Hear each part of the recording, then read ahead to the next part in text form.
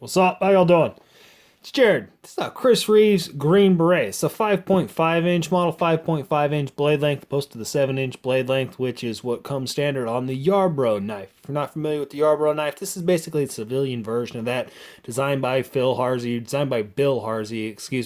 manufactured by Chris Reeves. This is a sick knife. I actually traded for this thing a little while ago. I traded a paramilitary 2 and CPM crew wear for this. I think I really got the better angle on that deal. I definitely like this thing. It is sick. 0.22 inch thick S35VN blade stock. It is 0.98 inches thick at its widest point here. So I mean, an inch thick handle. So there's definitely a lot to hold on to. I like the green linen fabric micarta as well. 5.5 inch blade length, like I just mentioned. It's 10.8 inches overall.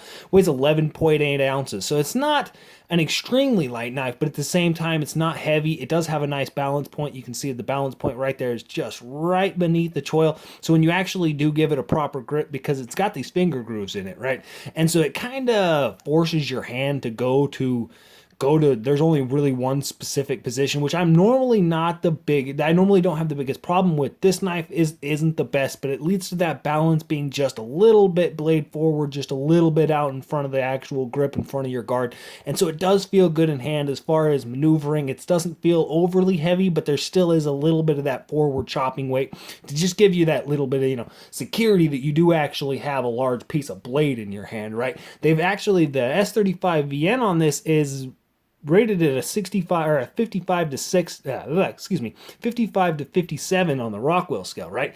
And so the blade steel itself is a little bit softer. That's pretty soft for an S35VN, especially with modern production standards. That's getting in the soft realm, but it's nice for a fixed blade. Because you're going to be able to beat on this thing, especially with that 0.22 inch stock thickness. You're going to be able to beat the crap out of this thing. I love the fact that the swedge on here is hollow ground. So you notice it does have that about half length swedge coming down, and it meets up beautifully with the tip, which is what you'd really expect from a company like Chris Reeves, but it's hollow ground.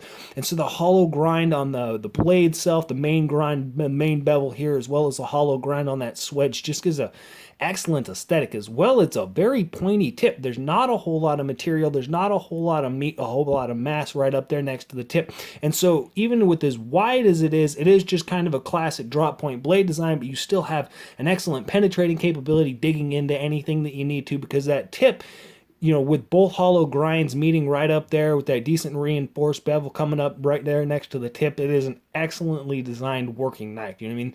This thing is definitely, I do like the way that blade is terminated right there up at the tip, as well as these serrations.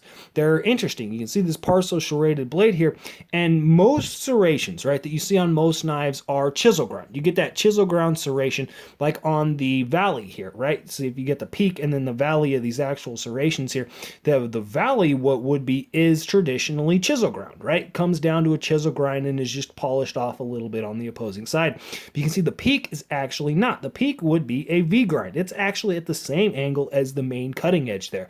And so when you're sharpening this thing, you just sharpen it like you would sharpen a normal knife. You don't have to worry about any changes in actually your sharpening technique with these serrations, because as you sharpen this side of the bevel, you're going to be grinding down on those flat sections there, but you're not going to be touching the valley because you got a flat stone.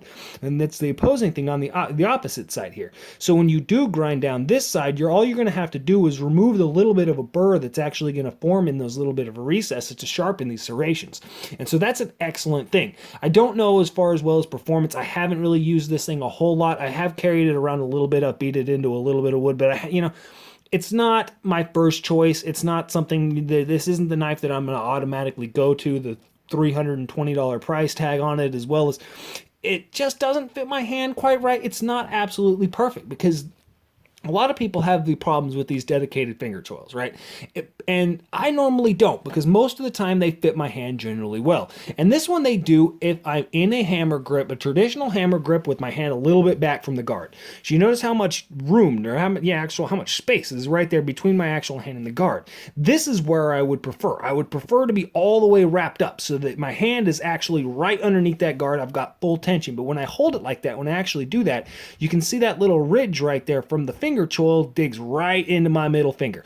And so I have to move my hand down. I actually have to move my hand into this position here to get a good tight hammer grip on this thing to where it's actually comfortably sitting in my hand. But that leaves that big gap. I'm so far from the top of the, the actual bottom of this guard that I just don't prefer that. You know what I mean? If this is your preferred grip, then that's absolutely fabulous. But at the same time, I prefer to be a little bit further up here, and it prevents me from doing that, getting a very comfortable grip. So that's a little bit of a negative. And as well, in the saber grip, it just seems like it forces my hand too far down, right? So these finger choils here, this specific knife handle design just doesn't work with my hands. That's not to say it's bad, because it definitely is comfortable, and I love the green linen micarta. The linen micarta here was Bob Lovelace's favorite handle material, and I'm definitely glad that Bill Harsey here decided Bill Harsey, I don't know why I keep saying Bill Harsey decided to actually go with this one here. I definitely appreciate it. And these little grooves that are cut out in here, this is actually the old handle design. It's no longer like this. They've got a little bit of an updated handle pattern on the milling to the actual micarta itself. But you can see these little bit of grooves here actually do function. I can feel them in my hand. You can see it's lying right there underneath my index finger and my middle finger. And so I've got a little bit of direction. That gives me a little bit of control, a little bit of extra added grip as far as any torsional maneuver, torsional stress that's going to happen on this blade wanting to twist it in my hand.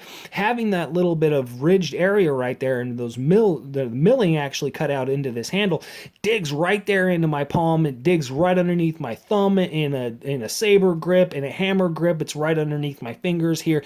And so it's actually very functional. That doesn't look like it would be, but it really does come into play when you're messing around on this handle. I definitely like it. It's not the biggest thing in the world. 5.5 inch blade length. They do make a 7-inch model. The 7-inch model is what would be the Yarborough knife, standard Green Beret. Well, it's not standard, and it's you actually have to buy it if you're in the military special forces. This is a Chris Reeve's Sakeo, right? It's Chris Reeve's kitchen knife. I've got a video out on this one, but it's interesting because most people, when you hear Chris Reeves, right, you think of a Sebenza. This is what you think of, Chris Reeves Sebenza. Most people think of folding knives. There isn't a whole lot of following for the Chris Reeve line of fixed blades, and the Chris Reeves actually started out making hollow handle one-piece fixed blade knives. That's really where the company's claim to fame came in, and it's just moved recently into the future to stuff like this in Cosi right here. And so it definitely does. Chris Reeves is a excellent knife manufacturer. He didn't actually design this one. It's just a collaboration again, but it's excellent. I definitely do like it. It's not the biggest thing out there. It's a modern combat knife, right? This thing's a little bit older. It's a little bit modern combat knife. It's a Benchmade, what is this? Fixed Infidel, 133 fixed blade Infidel. Give you a little bit of a size comparison there. Go off the military side of the path. This is a 162 Bushcrafter from Benchmade. So it gives you an idea of the size here. It's not a small knife. It's not a small fixed blade. It is definitely a larger knife, that kind of in that survival realm, that survival military aspect. Here's what is this thing? Cold Steel Srk. This is a little bit better. This is a little bit, more aligned in the size comparison. So you're running about that Srk size of knife. It's not small, but at the same size, at the same time, it is just in that little, small enough that you can pack it away, but large enough that you can still get a lot of work done with it. I definitely do like this knife. It's pretty dope. The sheath as well is kind of ridiculous. Check this thing out. If you're in the military, if you're actually going to be packing this thing around, this sheath is freaking excellent. But that's really the only thing that it adds for. If you're not setting this up on some type of gear, you know what I mean? If you're not setting this thing up on your molly gear, this isn't exactly a sheath that you can walk around town with. You know what I mean?